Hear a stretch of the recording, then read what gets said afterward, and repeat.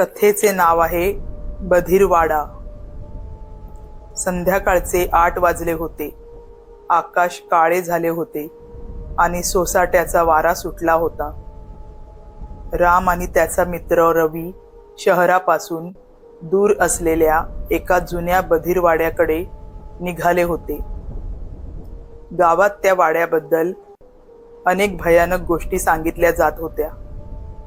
तो बधीरवाडा म्हणून ओळखला जात असे, कारण आत शिरलेल्या माणसाला परत कधीच ऐकू आले नाही, असे गावकरी सांगायचे. आत्मविश्वास ह्या चॅनलला जर तुम्ही अजूनही सबस्क्राईब केले नसेल तर सबस्क्राईब करा. आणि बधीरवाडा ही कथा जर तुम्हाला संपूर्ण ऐकायची असेल तर खाली दिलेल्या बधीरवाडा ह्या नावावर क्लिक करून पाहू शकता. धन्यवाद.